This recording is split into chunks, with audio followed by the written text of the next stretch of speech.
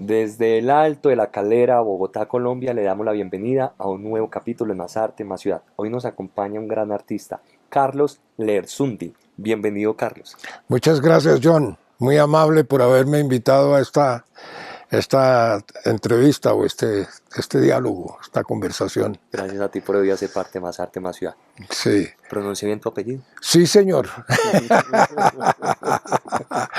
Sí, absolutamente.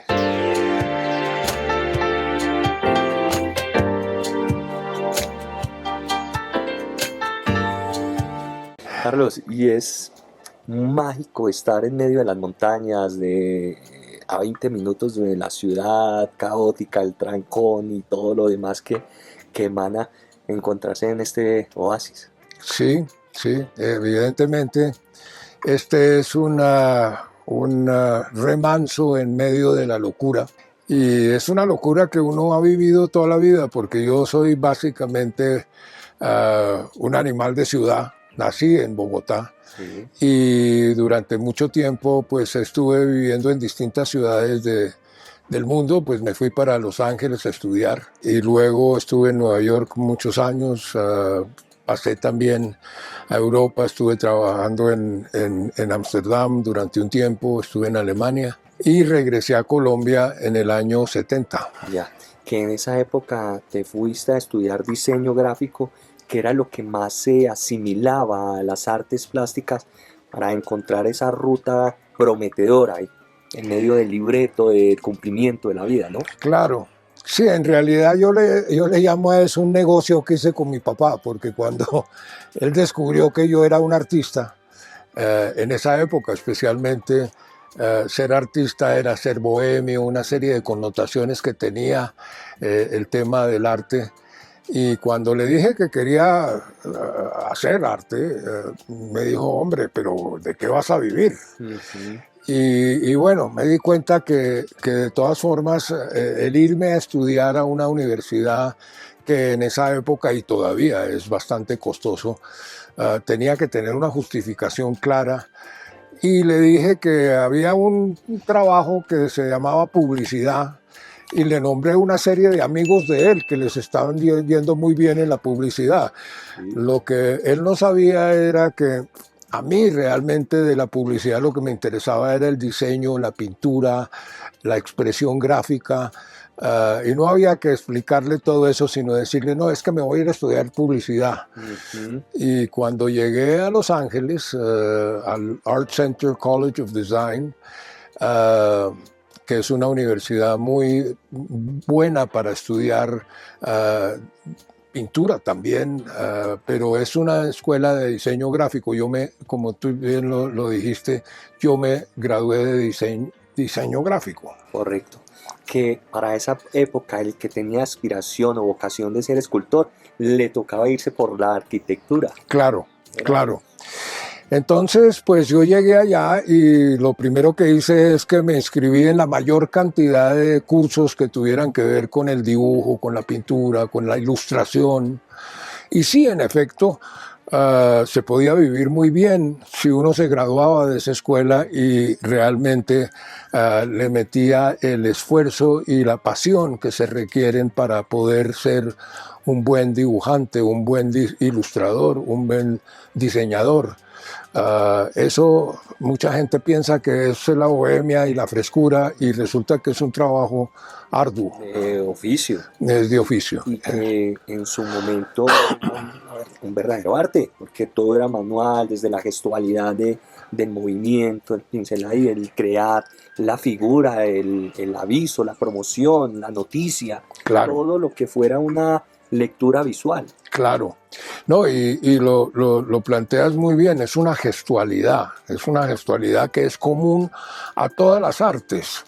O sea, yo hoy en día le imprimo a mis alumnos, porque tengo una escuela que se llama Ver de Nuevo, Sí. donde estoy compartiendo, porque ya llegué a una etapa de mi vida donde ya quiero es compartir con la generación que viene esa experiencia que yo he tenido en el arte, en las distintas artes, en las distintas disciplinas. Sí. Y yo lo que les planteo es que en principio, lo que se requiere es entender que hay un común denominador en todas las artes, que es la gestualidad. O sea, si uno es un actor, uno tiene que mover el cuerpo, tiene que expresarse no solamente con la voz, sino con las expresiones, tiene uno que realmente trabajar con esa gestualidad, y eso lo que se traduce es en la histriónica, o lo que llaman histriónica. O sea, que la música también, por ejemplo, en la música también, si uno va a tocar un violín, uno ya tiene que entrar dentro de un gesto, un gestalt, una expresión que de alguna manera se asemeja al instrumento que uno está tocando. Y en la pintura no está de menos. Y en la pintura, por supuesto, también está el trazo. El trazo que es además el resultado de un gesto. Esta banca que yo tengo acá es algo que es un prerequisito. Es un prerequisito para poder dibujar bien, aprender a dibujar bien. Tiene que ver con poderse sentar aquí y estar derecho, porque en muchas academias yo he visto que sientan a los muchachos en una mesa plana así, y cuando uno está en esta posición de dibujo no hay una expresión corporal que le permita a uno sentarse de cierta manera y por medio de un gesto tener un trazo suelto. Entonces parte de esto es como el yoga. Sí. En el yoga lo primero que uno tiene que hacer es el asana, es que la columna vertebral tiene que estar derecha. Y a partir de eso entonces los brazos, o sea, el cuerpo es una máquina y uno tiene que aprender a manejarla. Y en el dibujo, en la pintura, pasa lo mismo. Quizás ese pueda ser el faltante, el límite para lo que es la inteligencia artificial en medio del diseño que hoy nos promociona o promueve a través de lo digital, que falta esa parte humana, esa parte de gestualidad, y que sigue siendo primordial en las artes. Claro. Claro, esa gestualidad se pierde cuando uno se sienta en un computador y ya solamente está moviendo la punta de los dedos. Es una cosa mucho más mental. Y desafortunadamente, pues cuando un muchacho no sabe dibujar o no ha aprendido a dibujar, y eso me pasó en la Jorge Tadeo Lozano. Yo hice una maestría ya, dirigí una maestría que tiene que ver con ver de nuevo, porque la escuela que yo tengo se llama Ver de Nuevo. Es ver las cosas siempre como si fuera por primera vez. O sea, parte de la visión. El juego de palabras, ¿no? Lo sí, que va el ver de nuevo, sí, que eso me viene del publicista, digamos, del diseñador. No, me gusta jugar con las palabras para crear nuevos sentidos, crear nuevos significados. Maravilloso. O sea, yo siempre creo que no todo está ya inventado. O sea, dicen o quizás sí, lo que es el secreto, reinventarse. Sí. Exactamente, como lo planteas. Ese es el principio de la innovación. Total. Pero primero, antes de que llegue uno a esa innovación, uno tiene que, primero que todo, tener una visión. De acuerdo. Esa visión viene de la capacidad de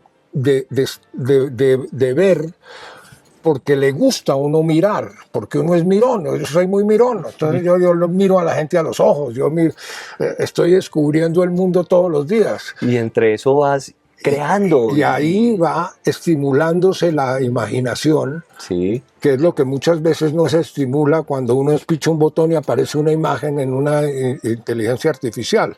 O sea, se salta uno todo ese proceso creativo. Total.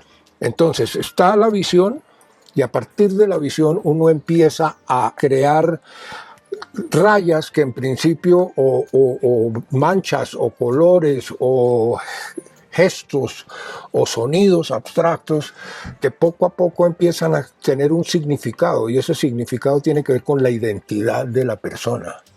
O sea, a partir de la visión uno puede empezar a descubrir quién es.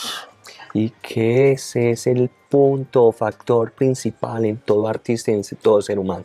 Claro. Sacar a relucir eso que te hace diferente a todos los demás. Exacto, eso que te hace único. Eso es la identidad. Es una identidad personal, es la identidad de la familia, es la identidad de la comunidad, de un país, es la identidad empresarial, si se quiere. Y eso te llevó a un tema de investigación con alguna etnia, un tema muy, muy colombiano, muy prehispánico, que logras presentarlo como una tesis y te ganas una beca, ¿no? Claro, sí.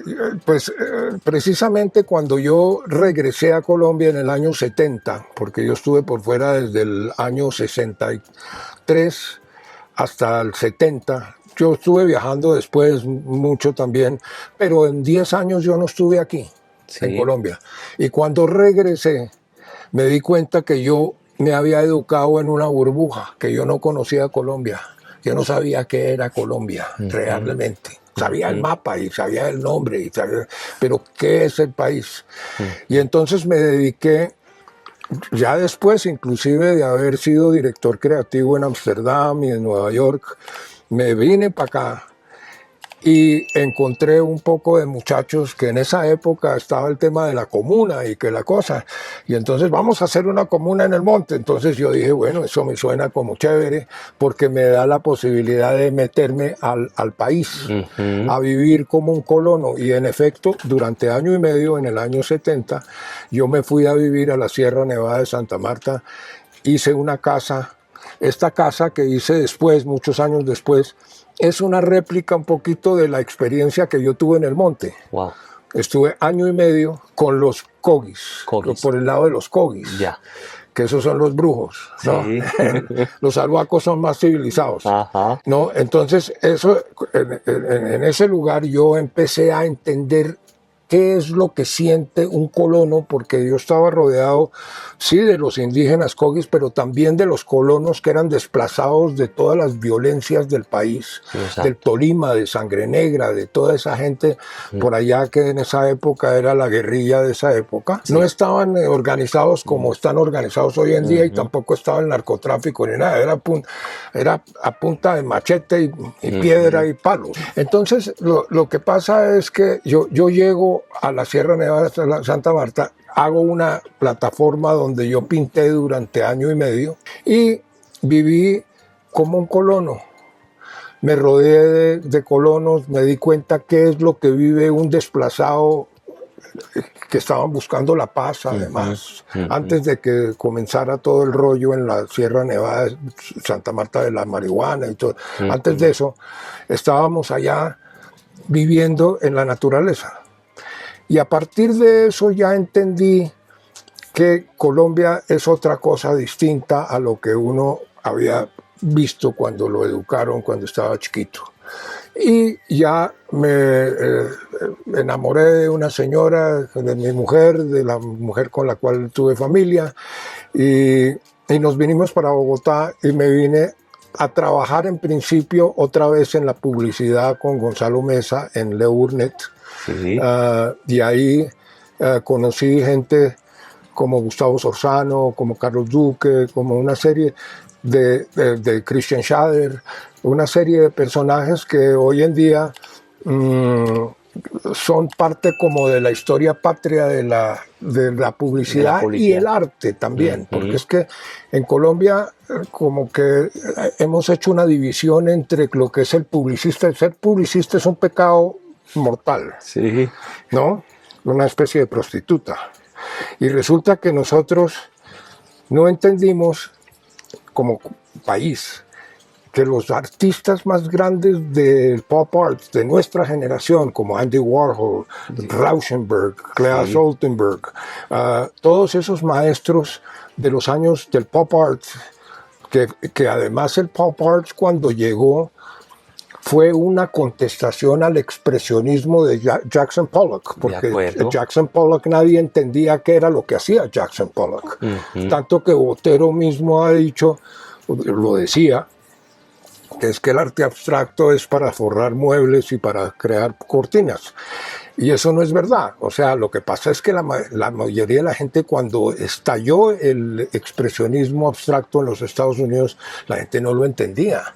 Entonces, gente, por ejemplo, como Peggy Guggenheim, lo promovía.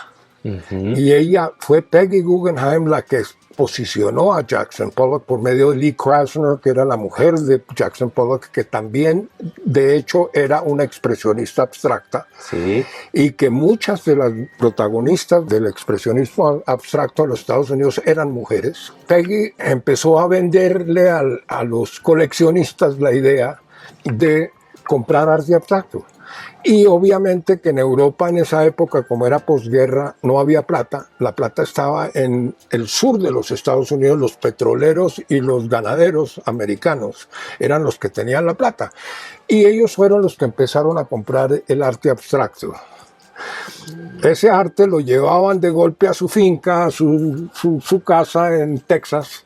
Y entonces Jake se sentaba con Sam y le decía, hey Sam, ¿te gusta el cuadro que acabo de comprar en Nueva York? Y entonces el tipo decía, óyeme, sí, era una obra abstracta. Y entonces Sam decía, pero Jake, ¿cuánto te costó ese cuadro?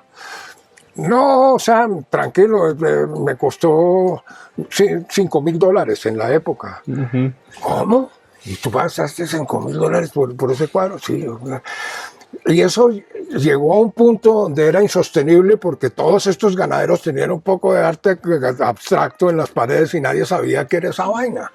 Y de pronto Andy Warhol aparece con su Campbell Soup Can, la sopa.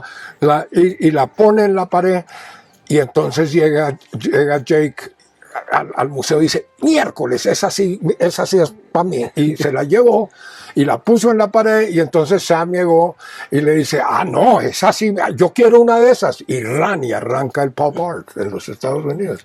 Y se acaba el arte abstracto de esa época.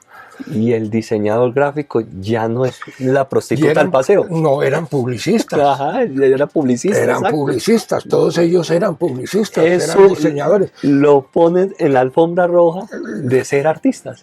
Sí. Que entonces, en realidad lo han sido desde siempre. Siempre ha sido, o sea, desde un principio.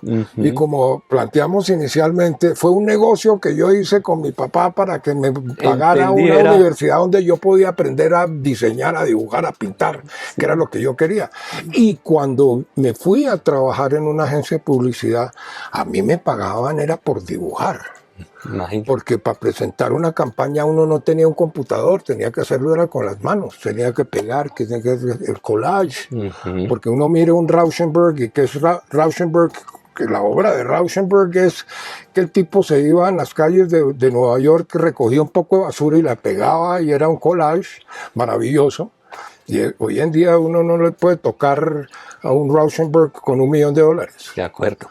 Y entre ese pagarte por dibujar comienza la publicidad y lo empiezas a expresar, manifestar a través de una pasión por el ciclismo, y hay una obra gráfica publicista muy icónica de tu trabajo y de aquella época con Lucho, ¿no? Sí, Lucho por la paz. Que por acá lo oí. Sí, ahí está Lucho. Sí, esta obra yo la hice en un momento dado en que estaba bastante afiebrado por el ciclismo. Sí. Y Lucho Herrera fue de los primeros ciclistas colombianos que empezó a figurar dentro del panorama mundial, ¿no? En cuanto al tema del ciclismo, ¿no? Es parte de esa colombianidad, es parte de esa expresión cultural nuestra que a mí me interesó siempre. Y de hecho, como lo planteaste hace un ratico, pues yo en la mitad de todo el proceso de estar trabajando en publicidad, que yo realmente cuando ya salí de Leurnet, monté mi empresa, era una empresa que no era una empresa de publicidad, era una empresa de diseño, era un grupo creativo. Eso era lo que a mí me interesaba la idea y me interesaba la producción de la idea, porque es que la producción es fundamental. Tú puedes tener una gran idea, pero si no la sabes producir o alguien llega y te la produce mal, la idea se muere. Es volver al tema de traer a colación a Andy Warhol, a Marcel Duchamp y a Joseph Beuys. Todos somos artistas. Sí. Lo único que necesitamos es saber canalizar y buscar la herramienta de expresar lo que sentimos. Exacto. Esa parte es fundamental. Yo soy muy... a mí me interesa mucho el planteamiento que hizo la escuela Bauhaus en principio, que tiene que ver precisamente con esa capacidad de hacer, del oficio, de que somos trabajadores del arte, somos obreros del arte. Obra viene de obrero, y el obrero es el que hace el arte. Y entonces en la escuela Bauhaus eso era lo que ellos planteaban. O sea, dentro de la danza, dentro de una cantidad de distintas expresiones, habían obreros. Y entre ese tema de diseño, de lectura visual, de la obra gráfica y tu arte, también hay otra que es la campaña Gaviria. Sí. Pues después de muchos años de estar vendiendo jabón, como dicen, o sea, la publicidad tenía que ver con la cosa comercial. De repente me llamaron para hacer una presentación para una campaña de un señor Gaviria, de un doctor Gaviria, que yo no conocía en ese momento, pero, y yo tampoco había trabajado en cuestión de publicidad política pagada, que de hecho la publicidad política pagada nace con la campaña de Gaviria. De hecho, hasta el año 70 yo venía trabajando en el grupo creativo Viviendo, se llamaba el grupo creativo que yo había montado, pues que básicamente hacíamos campañas institucionales, más que todo campañas que me permitieran en un momento dado expresarme gráficamente. Sí. Por ejemplo, Artesanías de Colombia. Nosotros trabajamos con Artesanías de Colombia mucho tiempo, en la época de Cecilia Duque, y de pronto me invitaron a hacer una campaña política. Las campañas políticas las hacía el candidato en una tarima con un discurso. Él era la campaña, él era el que echaba el discurso y todo el planteamiento era de él hacia la gente y los noticieros lo propagaban. Sí. Pero no había una campaña estructurada desde el punto de vista, digamos, publicitario, donde hay una estrategia de comunicación, donde hay una estrategia de medios, entonces cosas. No había muchos comerciales que se hacían tampoco. Ya. Y Galán, en un momento dado que se fue para Soacha un día a echar su discurso, que era parte de su campaña, lo asesinan, y Gaviria era la fórmula presidencial de él.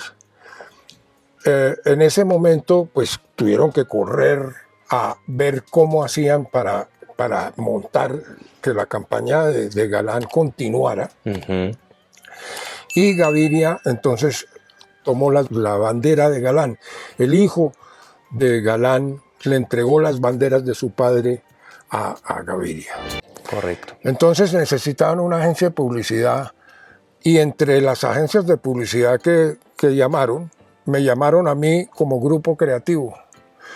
Y yo les planteé el tema de la valla y de la idea del Galán detrás del Gaviria, el Gaviria con la B de la victoria y la cosa. Y me compraron a mí la idea y yo hice esa campaña. Qué bien. Entonces, a partir de eso, entonces fue cuando se armó la reforma constitucional. O sea, Gaviria cuando llegó al poder se dio cuenta que no tenía las herramientas para pelear contra el narcotráfico y el momento entonces tuvieron que crear una nueva constitución. La constitución del 91. Del 91. Y esa campaña también me la gané porque él me llamó y me dijo, usted tiene que competir y bueno, hice lo que tenía que hacer y también hice esa campaña. Entonces, durante esa década yo estuve trabajando en campañas políticas hasta el 98, que ya cerré la empresa. No quise trabajar más en publicidad política ni en publicidad en general, Sí. y monté la escuela Para Ver de Nuevo, que es el momento en que yo llegué a la convicción de que yo ya era de compartir mi conocimiento, mi experiencia con la gente, con la nueva generación. Qué bien. Y ahí fue donde fundé la escuela Para Ver de Nuevo. Carlos, ¿el proyecto Baupés estuvo antes o ya viene por esa época después del 98? Sí, la época del Baupés viene en los años 80, Sí, mucho antes. porque yo había hecho una película que se exhibió en el Museo de Arte Moderno en Nueva York, que se llama Pa Colombia. Pa Colombia es para mí, digamos, la síntesis de toda esa experiencia que tuve en la Sierra Nevada de Santa Marta con los colonos y toda esa cuestión. Entonces, con una Bolex de cuerda, porque era una Bolex de cuerda en esa época de película, no era video como lo que estamos haciendo hoy en día, sino era una Bolex de cuerda y un Auger por otro lado, o sea, que había que sincronizar el sonido con la imagen. Eso era toda una artesanía maravillosa. Y yo hice la película de Pa Colombia, que me ganó la posibilidad con la Federación Americana de las Artes de exponer en el Museo de Arte Moderno en Nueva York esa película. Y con base a eso me gané una beca de la Fundación Guggenheim. Ahí regresé a mis bases otra vez, regresé a lo que a mí me interesaba cuando yo llegué en el 71 a Colombia, de buscar esa colombianidad, esa idea de Colombia, esa idea de que el indígena no hace artesanía, sino que hace arte. Las yanchamas, por ejemplo, que las venden en las artesanías como artesanía, son artes originales y están firmados. Es increíble, porque los meten todos en un mismo canasto y lo vuelven artesanía. Entonces, me metí, les planteé a la fundación de que yo quería hacer una película sobre los rituales mágico-religiosos de los indios tucanos. Y de ahí, de esos rituales mágicos religiosos, es donde sale toda esa imaginería que está en las yanchamas y inclusive tan atrás como en el arte rupestre que estamos encontrando. Hágame el favor. Todo eso viene de una expresión que sale de un ritual que es el ritual del yagé. Tanta riqueza cultural, ancestral, que nos hemos fijado siempre es como en el tema europeo, clásico, y nosotros tenemos una riqueza artística, cultural impresionante. Gigantesca. Y milenaria, por lo que veo, y lo que me estás contando. Claro. Entonces yo me metí al Baupés, al río Apaporis, allá en unas cataratas que hay que se llaman Jirijirimo. Me fui a vivir como 3 meses en una maloca y hice esa película. Para mí eso fue ya, digamos, la forma de encapsular toda una concepción que yo tenía sobre de dónde es que sale la expresión cultural nuestra, y pude llegar a la idea de que los indígenas, cuando llegaron los curas a catequizarlos, sí, y les plantearon de que había una Virgen y un Cristo, ellos no rechazaron eso. Ellos lo que hicieron es que lo asimilaron y lo pegaron a su cultura. Y para mí es donde nace el collage en Colombia. Y yo creo que esa expresión cultural que uno ve en muchos, digamos, hogares de campesinos, donde ellos cogen una pared y entonces pegan al ciclista, pegan la reina, pegan el Cristo, pegan la Virgen, todo ese collage de imágenes sobreimpuestas viene de un trasfondo cultural del indígena, del mestizo, que empieza a asimilar eso, y uno no sabe cómo es que el ser humano codifica todas esas cosas en la cabeza y se las pasa de padre a hijo y así. Y Colombia, de hecho, sí se caracteriza por esa capacidad de sobreimponer imágenes. El collage nace ahí, de esa concepción. Y qué interesante ese punto. Sí.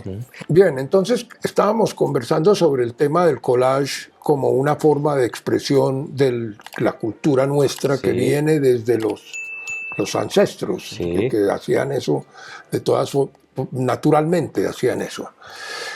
Yo, por mi lado, también estaba trabajando mucho con el concepto del collage y el realismo, y de pronto como que empecé a entender que con la experiencia que tuve en el Vaupés, de que había una forma de expresarse de una manera abstracta, pero que iba a implicar que yo soltara un poco de las creencias que yo personalmente tenía en relación con el arte, de cómo se hace arte, cómo se construye una obra.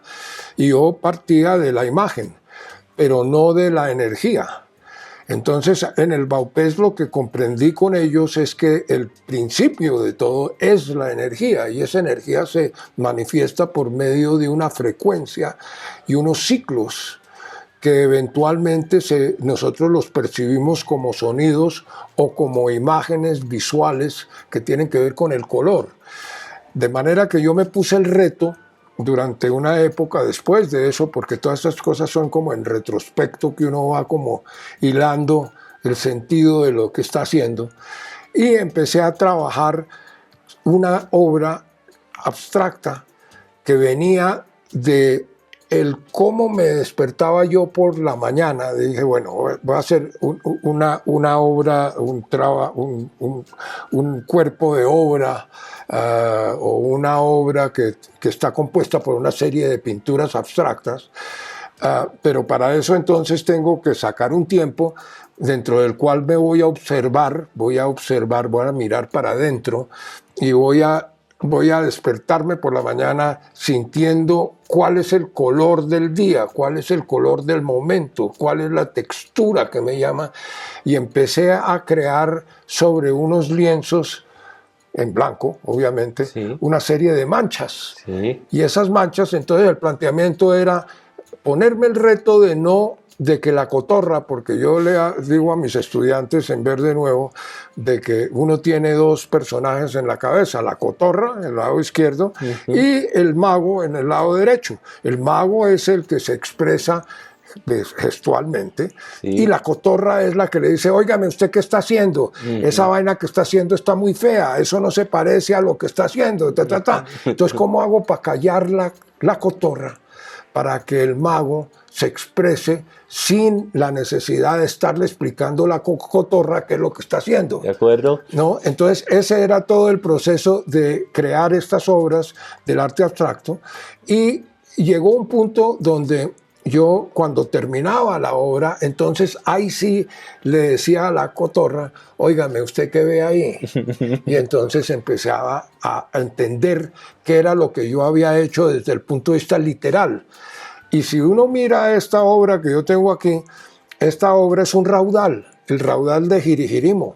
Era una obra que yo tenía metida entre la cabeza, porque el raudal de Girigirimo en el río Apaporis, en el Vaupés, es un sitio muy vital, son unas cataratas que dicen los indígenas que Dios la creó para que los indígenas que vivían abajo de la catarata, que eran carnívoros, que eran caníbales, no se comieran a los de arriba. Entonces Dios hizo unas cataratas por donde no se podía pasar. Y entonces yo miro esto y yo estoy viendo ahí un raudal. Pero cuando lo pinté, no era un raudal, era un poco de manchas, era un poco de sentimientos internos que yo tenía ya guardados ahí, que pude sacar y plasmar de esta manera. Ahí es donde surge quizás ese movimiento abstracto de tu obra. Ahí es donde surge la parte abstracta, que hoy en día ya con el arte digital, porque ya entonces ha pasado tiempo, esto fue en los años 80, y resulta que ahora estoy pintando estoy volviendo a aparecer el paisaje, porque yo como vivo en este paisaje, y los pintores pintamos lo que nos rodea, entonces yo ahorita estoy pintando paisajes, volví al paisaje, y entonces lo que yo hago es que me siento con un iPad, y con un programa que se llama Procreate, y yo hago los paisajes digitalmente dibujados, pintados, y luego los imprimo sobre el lienzo y los intervengo. Esta obra que está ahí y esas obras que están aquí en la pared son obras que están hechas con esa técnica. O sea que si miro hacia atrás, todo empieza a tener un hilo. Parte del dibujo, parte del diseño, parte de la comunicación, parte del cine, porque a mí me ha gustado mucho el tema del cine. De hecho, esa beca Guggenheim me la dieron con base a un proyecto de cine. Entonces, paso del cine al abstracto, y del abstracto voy de nuevo a retomar un poco la imagen ya del paisaje literal, pero ya con un componente mucho más suelto, mucho más libre, y como te decía inicialmente, más gestual. Sin pasar por alto que tuviste una época muy hiperrealista, muy figurativa. Sí, yo arranqué, cuando aprendí a dibujar, yo me estaba recreando la realidad que yo veía. Y eso me dio una base, un fundamento que es el que yo le planteo a mis estudiantes hoy en día.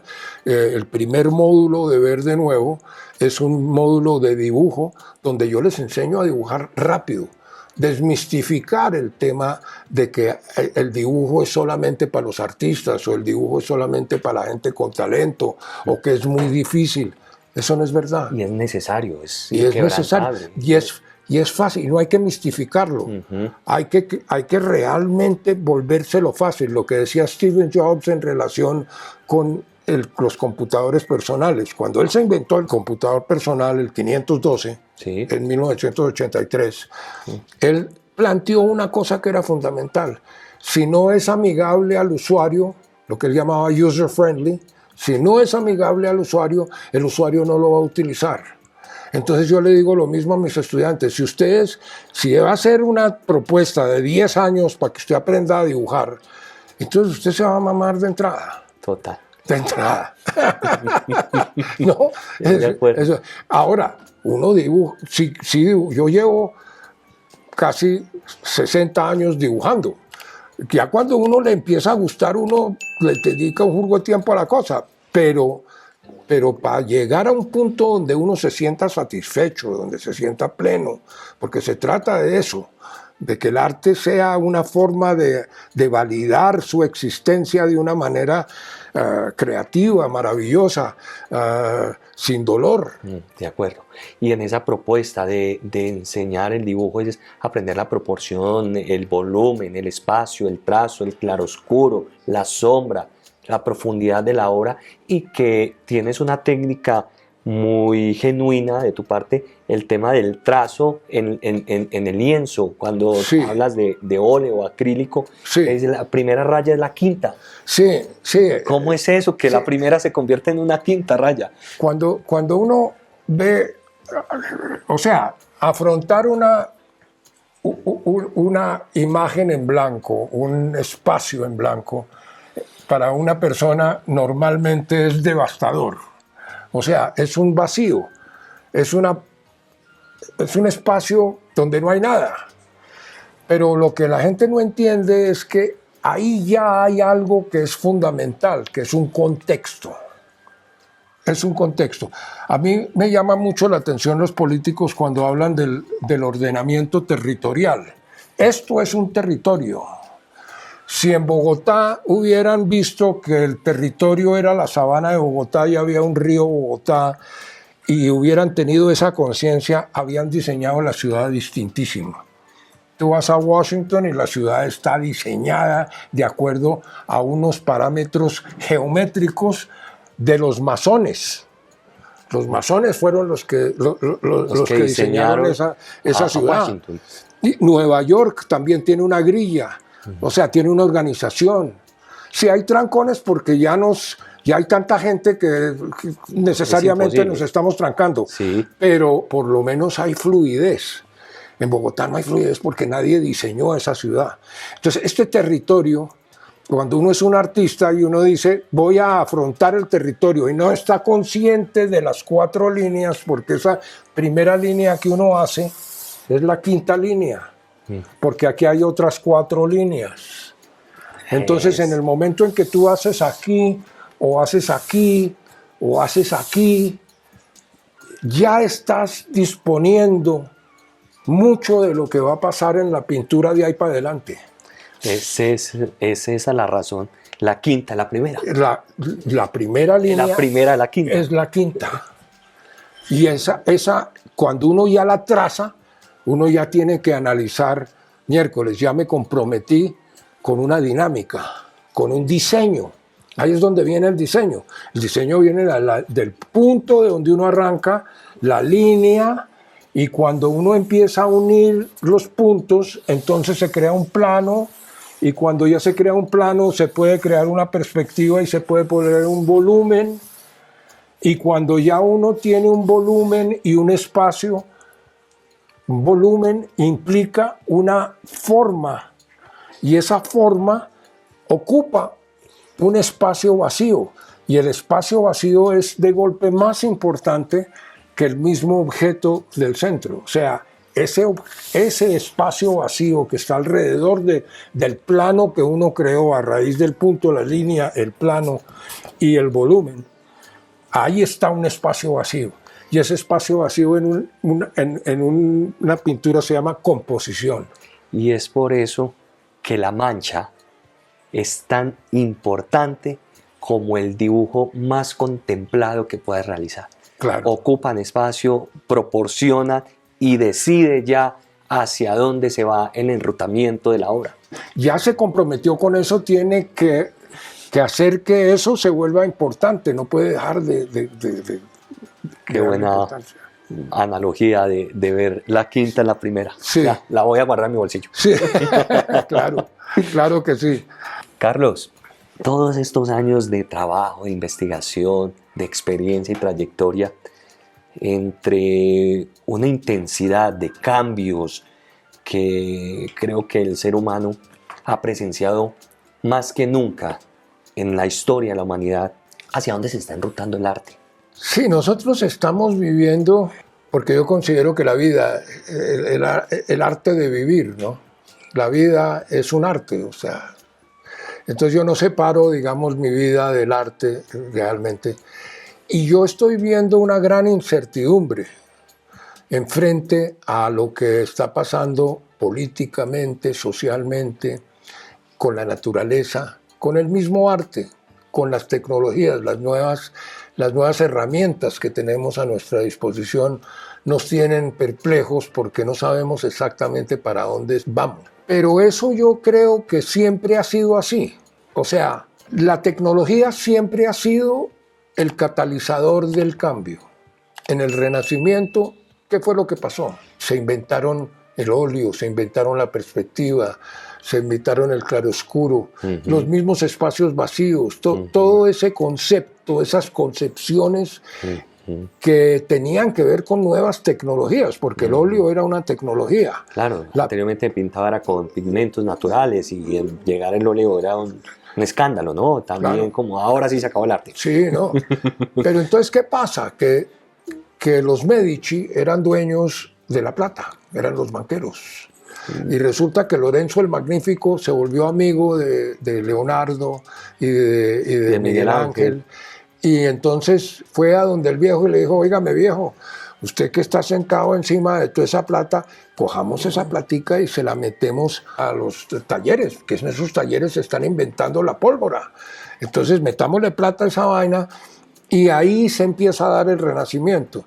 Entonces, en este momento, nosotros no estamos teniendo conciencia de que es un todo, o sea, que la política, que la economía, que el arte, todos son una misma máquina que tiene que funcionar armónicamente y que como la gente no tiene conciencia de cuando está metida entre el agua, sino que está tratando de no ahogarse. Entonces, ¿qué empieza a pasar? La economía va por un lado, la política va por otro lado, el arte va por otro lado, y no hay una unión en esos conceptos para que haya un renacimiento. De acuerdo. Entonces, y la tecnología tiene que ver con la herramienta. Uh-huh. Entonces, no hay que... Yo estoy seguro que en la época del Renacimiento ningún pintor le tiraba más importancia a el tema de que el óleo, o sea, sí, el taller era muy importante, el oficio era muy importante, pero lo importante era que comunicaba todo eso. En esa época era la iglesia la que tenía la plata y la que estaba financiando la historia. Uh-huh. La historia. Documentándola. Estaban documentando una historia. En el norte de Europa, como no eran católicos apostólicos romanos, eran otra cosa. Entonces Van Eyck, uno no sabe, pero Van Eyck fue el que se inventó el óleo. No se lo inventaron en Venecia o en Florencia.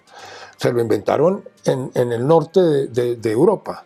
Y Vermeer y los científicos de la época estaban inventándose los vidrios que estaban manejando, que eran los vidrios que le ponían a la cámara oscura, los lentes. Uh-huh. O sea, la fotografía nació ahí. Uh-huh. La fotografía nació con la pintura. Lo que faltaba era la sensibilización de la imagen para que hubiera una placa sensible a la luz. De acuerdo. Pero Vermeer tenía su cámara oscura en su estudio, que era su lente. ¿Por qué es que uno ve que Vermeer, que además pintó 36 cuadros, no pintó más de 36 cuadros, y todos los pintó en esa esquina por donde entraba la luz duro, donde él tenía su cámara oscura en la penumbra? Él llegaba y ponía su cámara oscura enfrente de la modelo, entraba la imagen y él la calcaba sobre el lienzo, la calcaba. Y ahí fue donde nació el arte del dibujo realista, ahí, en 1420. Hágame el favor. Y uno mira todos los indígenas mesoamericanos, todas las culturas, los egipcios, los sumerios, todos pintaban, eran perfiles. ¿Por qué? Porque no sabían el tridimensional, no sabían el 3/4, no sabían darle volumen a una imagen. Eso se dio calcando, aprendieron. Y yo en esta escuela de Ver de Nuevo le enseño a los muchachos a dibujar, y por eso es que los enseño tan rápido. Es porque les digo, no le dé miedo calcar, calque. Y si tiene un iPad, entonces tome una foto y ponga una capa encima de otra y cálquela. Hasta que aprenda la técnica. Calque la conciencia de cómo es que la línea tiene que ir para que parezca un volumen. De acuerdo. Eso lo hizo Vermeer, era uno de los primeros que hizo eso. Y ahí viene Picasso con la famosa frase, pintamos y dibujamos una mentira. El dibujo es una mentira que dice la verdad. Exactamente. Entonces esa mentira hay que aprender a decirla en el arte. ¿Por qué? Porque este mundo en que vivimos es tridimensional y resulta que para donde vamos es una imagen plana y tenemos que darle la sensación de profundidad. Esa sensación de profundidad también se da por el color, por la intensidad, porque una cosa es el valor, los valores, el blanco y negro, el claroscuro, el negro, el blanco y los grises intermedios. En la medida en que uno los sepa manejar, entonces genera volumen. Pero cuando ya uno se mete al color, porque el primer módulo de Ver de Nuevo es puro blanco y negro, el segundo módulo, cada módulo tiene 8 sesiones de 3 horas cada una. Yo le enseño a una persona a dibujar en 24 horas. Ahora están muy concentrados en tu escuela. Parece muy, muy esperanzador que le apuestes al arte, a las nuevas generaciones, de que puedan ir en esa búsqueda de adaptación en cuanto a propuestas tecnológicas, pero que no abandonen el oficio y lo que acabas de decir, de aprender a dibujar, y que ya quizás hay más facilidad y ser un poco más práctico, claro, de ejecutar una obra. Los alumnos, los seguidores de Más Arte, Más Ciudad, que de alguna u otra manera quieran atreverse, ¿cómo pueden contactarte? ¿Hay cupos abiertos? ¿Qué días? ¿Cómo puede uno Claro. llegar a ese acercamiento de tenerte como maestro? Claro, yo estoy dictando cursos los martes, los jueves y los sábados por la mañana de 9 a 12. Yo tengo dos grupos objetivos que son fundamentales. La gente joven entre 18 y 25 años que quiere hacer portafolios para entrar a una universidad importante en el mundo, o que quieren realmente seguir adelante haciendo sus ilustraciones y empezar a vivir de eso. Sí.